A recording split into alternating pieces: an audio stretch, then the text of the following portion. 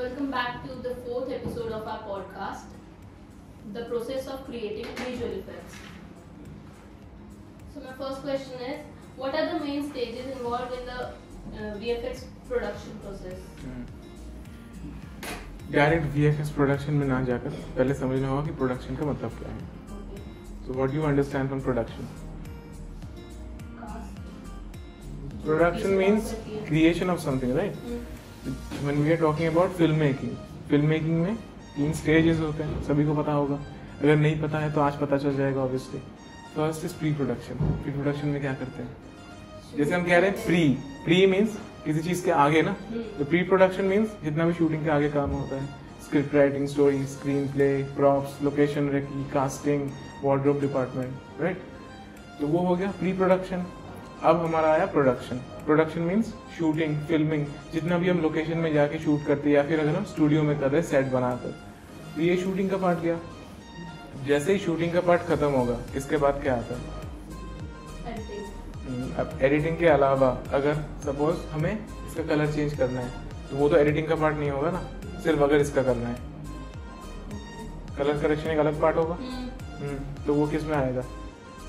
अगर इसका हम कलर चेंज करेंगे तो वो रियल लाइफ में चेंज होगा. इल्यूशन हो रहा है ना, तो वो क्या हुआ? विजुअल इफेक्ट हुआ. तो सेम वे में अब एडिटिंग के अलावा बाकी जो पोर्शन है उसको हम कहते हैं post production. Editing is a part of post production. ठीक. तो एडिटिंग में शॉर्ट्स को काटना, जोड़ना, उनको टोटल मिला के हम एक लाइन अप करते हैं. तो वो तो एडिटिंग हो गया. बट अगर हमें ये नहीं चाहिए, अगर हमें यहाँ पे जो लिखा हुआ है ना, इसमें फॉर एग्जाम्पल ये सेकंड है, सपोज डायरेक्टर ने बाद में कहा कि सेकंड को थर्ड कर दो, तो वो क्या होगा? फिर से इल्यूशन बनेगा, बिकॉज एक्चुअल में तो वो सेकंड ही रहेगा ना. तो वो भी क्या हुआ? Part of VFX. तो अब ये प्रॉब्लम्स बाद में ना आए तो हम पहले क्या करेंगे? जब हम शूट करेंगे, शूट से पहले जब हम प्री प्रोडक्शन कर रहे हैं, उसी टाइम हम लिस्ट बना लेंगे, डिसाइड कर लेंगे कि हमें एंड में क्या चाहिए. अगर यहाँ पे हमें एक डॉग का स्टैचू चाहिए, अभी हमारे पास मैनेज करना पॉसिबल नहीं है, तो हम क्या करेंगे? पहले से लिस्ट बना लेंगे ना उसका, उसके बाद पोस्ट में वो रख देंगे यहाँ पे. और सपोज ये सोचो, अगर हमें पहले से पता है कि हमें दिखाना क्या है, तो वो ज्यादा इजी होता है. ईज से हम कर पाते हैं ना. सपोज हमें मूवी क्या दिखाना है हमें पता है, हमने स्टोरी लिख लिया, but screen play, short division अगर ये सब नहीं हुआ तो लोकेशन में जाके फंस जाएंगे, बिकॉज पता नहीं होगा ना कि दिखाना क्या होगा. एग्जैक्टली. बेसिक स्टोरी अलग होता है और जब हम शॉर्ट बाय शॉर्ट डिवाइड करते हैं वो डिफरेंट होता है. तो सेम वे में अगर यहाँ पे कोई स्टैचू चाहिए, पहले अगर हम वो लिस्ट कर लेंगे कि हमें क्या स्टैचू चाहिए, कैसा चाहिए, तो जब फिल्म का शूट होगा उस टाइम उसका काम तो चल सकता है ना. बिकॉज शूटिंग के साथ जो 3D पे वर्क हो रहा है, because statue will be 3D, उसके साथ उसका कोई लेना देना नहीं है. जब शूट हो जाएगा और ये बन जाएगा, दोनों को एक साथ मर्ज करेंगे, तब वो होगा पोस्ट प्रोडक्शन का part.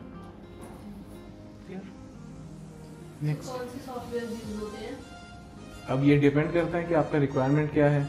If you want compositing then there is Nuke, otherwise there is Fusion. If you want some kind of a 3D element then there is 3ds Max, there is Maya, there is Blender. तो इसके लिए budget भी मतलब अच्छा चाहिए. अगर अब budget impact करता है VFX को इन डिफरेंट वे. VFX जो प्रोडक्शन हाउस है, उनको जितना आप पे करोगे वो वैसा ही काम देंगे. If you are paying a lot, the output will be good. If you are not paying the proper amount, your output won't be as good as you need it. What is the importance of pre-production in planning VFX for a film or game? अब pre production जैसे हम अभी discuss किया ना, pre production पे. Pre production means execution से पहले जो हम करते हैं, every single thing that we are doing before shooting, before actually going into it. तो उसमें क्या क्या आ सकता है? जैसे अगर हम लिस्ट बनाएंगे, अगर हम लिख लेंगे कि हमें क्या क्या चाहिए, if we know exactly what we need, तो बाद में वो दिखाना इजी होगा. समझ आ रहा है? तो मेन में है प्लानिंग. फॉर एग्जाम्पल अगर यहाँ पे जो सॉफ्ट बोर्ड दिख रहा है, ये हमने शूट कर लिया, राइट. हमने शॉट ले लिया. अब बोर्ड हमें हटाना नहीं है, बट हमें ये जो पोर्शन है, ये 1 2 3 4 5 ये पेंटिंग्स नहीं चाहिए. अब शूट हमारा डन है, उस लोकेशन पे हम फिर से नहीं जा सकते, तो क्या कर सकते हैं? इनको अगर नहीं चाहिए, मास्किंग करेंगे. अब मास्किंग करके देखो ये तो हट जाएंगे, बट जो वीडियो हमारे पास होगा, जैसे ही कुछ रिकॉर्ड होता है उसमें, वो रिकॉर्ड किस में होता है? 2D। हाँ 3D स्पेस में तो हम हैं, बट जो स्टोर होता है मेमोरी कार्ड में वो 2D है ना। तो अब इसको जैसे ही मास्किंग करो, इसके पीछे क्या आएगा? ट्रांसपेरेंट। तो उसको कैसे ठीक कर सकते हैं? अब यही सोचो, अगर हमने ये शूट कर लिया, ठीक है, अब शूट के टाइम अगर हमने इसी सॉफ्ट बोर्ड का इमेजेस के बिना एक मतलब फोटो लिया तो क्या कर सकते हैं? उतने पोर्शन को हम सिलेक्ट करके यहाँ पे रिप्लेस कर देंगे। कैमरा ट्रैक कर सकते हैं, हम ट्रैकिंग में जाएंगे तो वो वहीं पे फिक्स्ड होगा। So that's the importance of VFX in pre production. पहले अगर पता होगा कि बाद में क्या दिखाना है, only then we can show it properly. For example, right now if you need an African elephant outside, पहले से प्लानिंग चाहिए ना।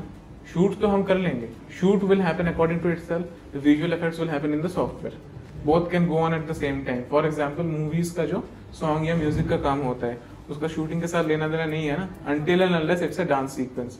अगर बीजी है, बीजी म्यूजिक, बीजी जो ओरिजिनल साउंड ट्रैक होता है उसका काम अलग चलता है और जो शूटिंग है वो अलग चलता है। एंड में आके दोनों को मर्ज होना है, but first we have to know कि हमें दिखाना क्या है, हमें सुनाना क्या है ऑडियंस को।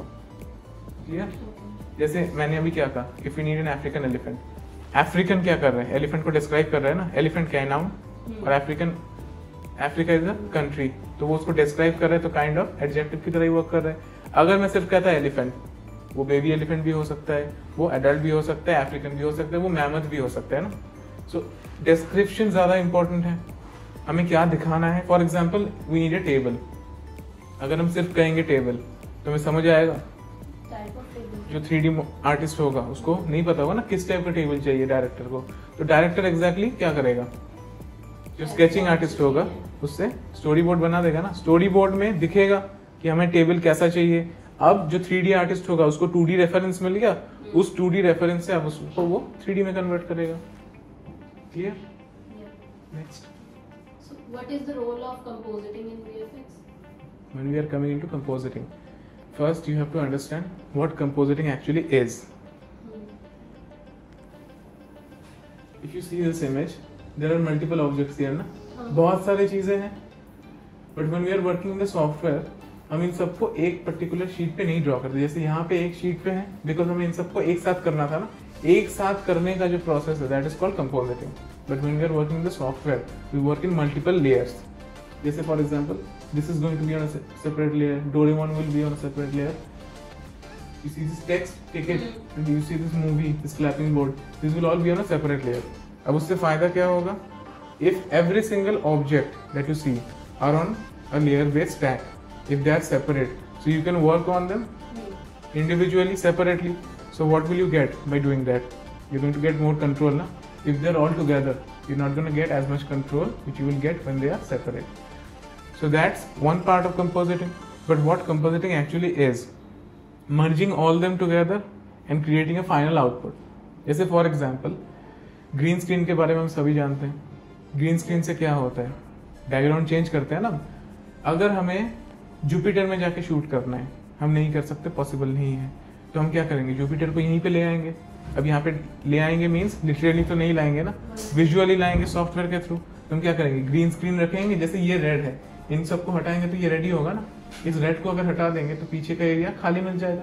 तो वहां पे अगर हम कोई भी प्लैनेट या कोई भी लोकेशन दिखाएं तो उससे क्या होगा? हम उस जगह पे पहुंच जाएंगे, right? So that's one part of compositing. हमने बैकग्राउंड चेंज कर दिया। बैकग्राउंड चेंज करने के बाद बैकग्राउंड के साथ हमारा जो लाइटिंग है that is not going to match. If there is a mismatch in lighting, just by looking at it you can say that it is not a part of the same location. तो हमने क्या किया फिर? We will work on colors, we will correct the colors, we will color grade, we will color correct the footage. After that, another step is done. Now, for example, if this was not here, suppose this was not here during the shoot, maybe it was not possible to have it, but the director wants it, and director is not going to listen to no. He will say that I want it here, so it has to be here. So what will we do next? Green screen has been removed, background has been replaced, colors has been corrected, colors have been graded. After that, you have to create this in 3D. You have to bring it onto here. If this is a moving shot, we have to track camera. Without camera tracking, this will not stay attached over here. This will just float. Because if it is still, it is just going to stay like this, na? If we want it attached to the surface of the table, then we have to track the camera. So that's another part. So we track the camera, we have motion data, now we can keep it fixed on this table surface. After that, we have to also adjust the lighting of this, na? Otherwise, there will be one trophy here and there is another here. So when audience will look at it, they can easily say that this one's fake. So this has to be made similar to that one. That's another part. After this, when we will merge them all together and bring out the final output, that's called composite, जो हमें output मिलता है. And the process, अभी जितना कुछ हमने discuss किया, that is called compositing. Next. So what are the key challenges VFX artists face during post-production? Now that totally depends. For example, if you are a roto artist means you have to mask and separate things. If he or she does not know how rotoscopy is done properly, so what will happen? फंस जाएंगे ना. तो यही challenge है. Challenge main क्या है कि अगर काम करने जा रहे हो आप और अगर आपको पता नहीं है कि कैसे करना है, यही तो चैलेंज है ना. कोई भी काम आप कर रहे हो, आप अगर खाना भी बना रहे हो, अगर प्रोसेस नहीं पता है तो खाना बनेगा. खाने में क्या होता है? फॉर एग्जाम्पल हम बना रहे हैं, कुछ भी बना रहे हैं ना, तो उसमें क्या होगा? अमाउंट होगा डिफरेंट इंग्रेडिएंट्स का ना. उन सही अमाउंट में अगर उनको नहीं ऐड करोगे तो क्या होगा? एग्जैक्टली. तो सेम वे में VFX में भी है. अगर ये इसका एज है, अगर हम थोड़ा सा बाहर मास्क करेंगे, अमाउंट इंक्रीज हो जाएगा, तो एक्स्ट्रा एरिया आया तो वो मास्क क्या हुआ? डिस्क्वालीफाई हो जाएगा. That is the challenge. Challenge इस टाइप का आता है. फॉर एग्जाम्पल जैसे इसको हम रिमूव करेंगे. अब जो VFX आर्टिस्ट है उसके पास इस सॉफ्ट बोर्ड का एक्स्ट्रा एरिया नहीं है. अगर हम शूट पे जा रहे हैं और शूट में हमें पता है कि ये हमें एरिया रिमूव करना है और अगर हम रिमूव करना भूल गए हैं, ठीक, तो हम क्या करेंगे? उसके बाद रिमूव करके इस पोर्शन का इमेज ले लेंगे ना, इनको छोड़ के, और बाद में वीडियो में इसको रिप्लेस कर देंगे. अब अगर VFX आर्टिस्ट के पास वो डेटा नहीं है तो वो क्या करेगा? सपोज तुम सोचो ये अगर तुम्हें ये पोर्शन फिल करना है इस रेड से, तो कैसे करोगे? अलाउड नहीं है, तब क्या करोगे? हर जगह पे शॉर्टकट्स नहीं मिलेंगे. यहाँ पे इतना सैंपल है ना, इनको उठाओ, यहाँ पे पेस्ट करो और मेक श्योर करो कि वो सीमलेस हो. जैसे इसको जब उठाओगे और यहाँ पे पेस्ट करोगे ना, यहाँ पे एक बॉर्डर आएगा, एज. क्यों आएगा? बिकॉज यहाँ का लाइटिंग अलग है, यहाँ का लाइटिंग डिफरेंट है. देखो यहाँ पे शैडो भी बन रहा है. तो इन चीज़ों को नोटिस करना पड़ता है. अगर VFX आर्टिस्ट को एग्जैक्टली पता है कि how he has to work, then there is not going to be any issue. If he doesn't know, if he is confused in the steps, जैसे रोटोस्कोपी में अगर किसी का हेयर है तो हेयर का रोटो हम सेपरेट करते हैं, फेस सेपरेट होता है, ईयर सेपरेट होता है. अगर ये कॉन्सेप्ट्स क्लियर नहीं होंगे, then VFX artist will face issues. If they know exactly the way they have to work, if they know the work flow कि काम कैसे होता है, then there is not going to be any issue in that. So here we are concluding our episode. Thank you for watching us.